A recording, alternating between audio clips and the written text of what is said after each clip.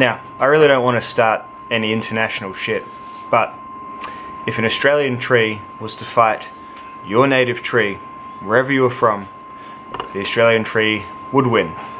At the very least, in terms of physical prowess. I mean, crazy beats big every time. Everyone knows that basic fundament of a fight, but we've got some tough stuff. I went and bought a knife that I certainly did not need, but definitely wanted, the Ontario RTAK 2.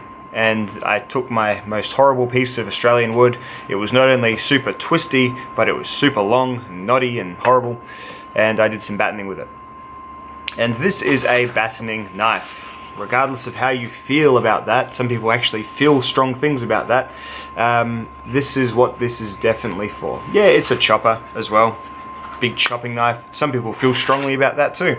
But providing you don't feel strongly about inanimate objects, I think you can get some joy from this one if you ever do any of those two things, battening or chopping. So Ontario RTAK 2, let's take it down to the tabletop and have a look. Alrighty, so 5160 steel, treated to about 56 on the Rockwell scale, makes for a big, long, tough blade. So 10.25 inches, 10¼ inches, that in metric is 26 centimeters on the blade alone. So you're looking at almost a foot-long blade. That's a Subway sub if you have a slightly shrunken piece of bread. It's a big blade. This is the biggest blade that I've ever had. I wasn't quite prepared for how big it was going to be. I thought the Tarava Scrama was going to be my, my biggest blade, but to be honest, it's a little bit smaller. I mean, the handle's longer, but blade, yeah, 9 inches or so on the Tarava. Anyway, I'll roll in some size comparisons later, but yes, as I said, the basic spec for this is a large survival knife. Now, I am not a large survival knife guy. I feel like I go into this every time I do a review, this self-conscious thing about how I don't actually use these for earnest survival. I just get them for fun, play with them, test them for YouTube, and just have a bit of a laugh with them, which in my opinion is just as valid.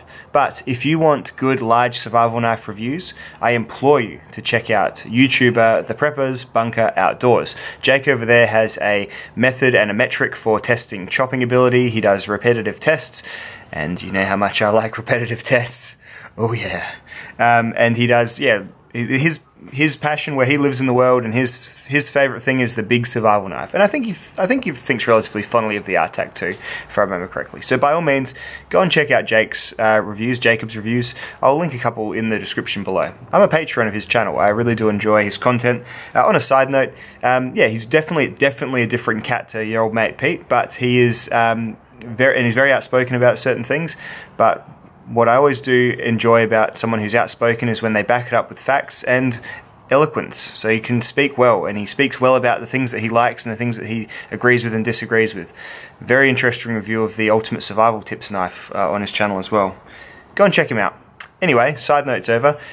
Big choppers, not for me for practical use really, but certainly for fun.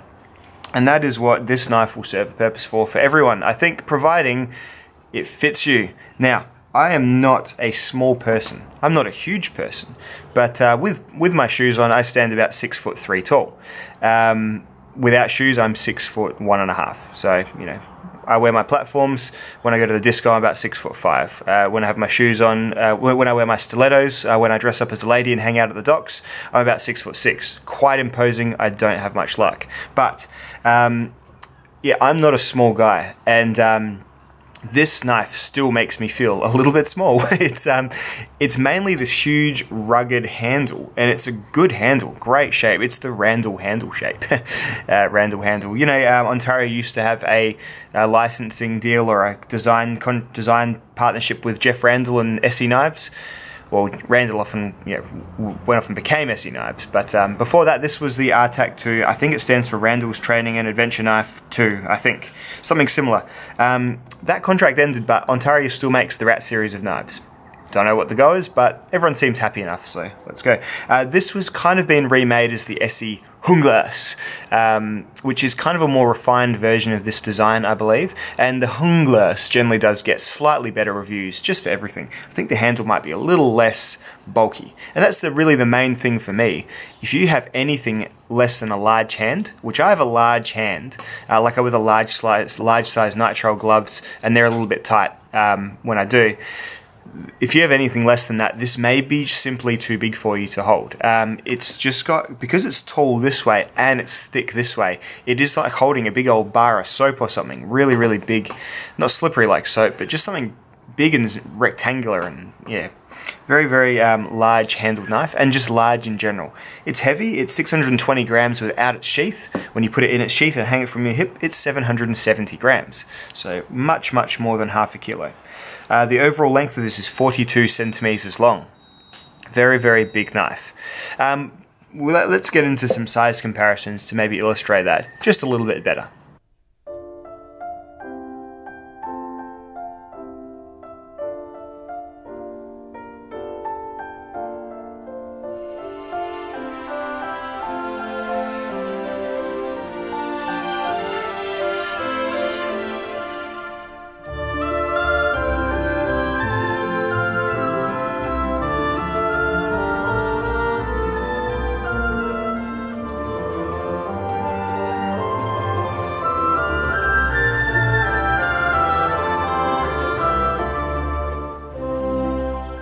So as a chopping knife, chopping with knives, I don't know, it's not really my cup of tea.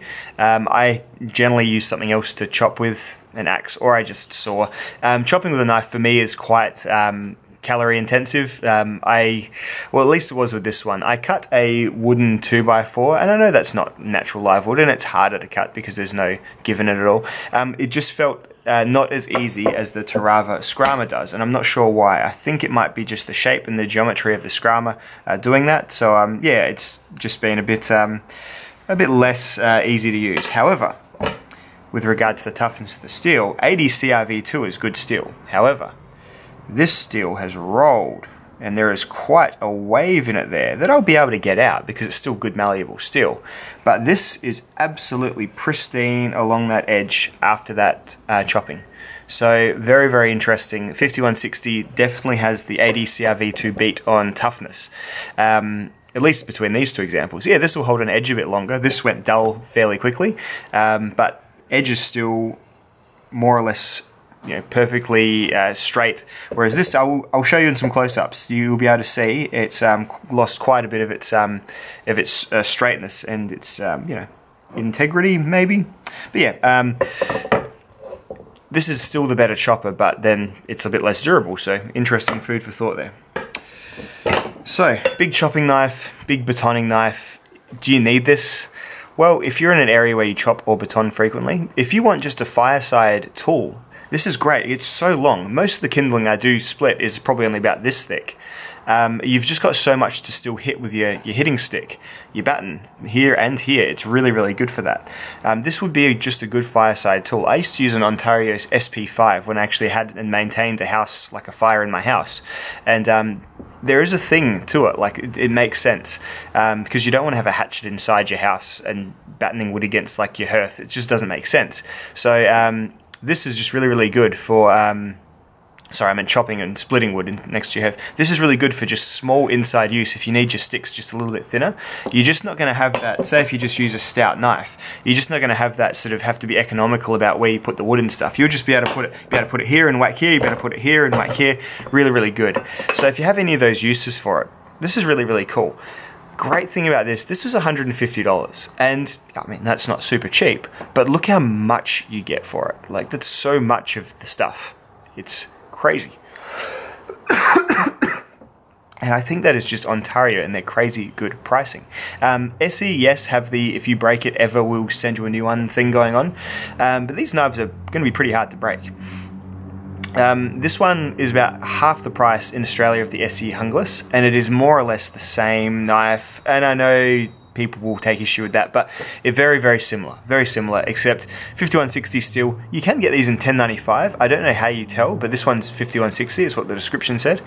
But yeah, it's very much the similar recipe for half the price, and I would really recommend this. Yeah, I haven't had a hungless yet, so maybe if I have that I'll reassess, but yeah, really good value. One of the best things about Ontario knives. Ontario really are one of my favourite fixed blade companies. You get so much for your money. Right now you can get a Marine Raider Bowie for $90 on AussieKnives.com, and that's a huge slab of 1095 steel. It's got a crossguard. It's a bit of a more purpose specific knife, but really cool. SP5, brilliant knife, really good.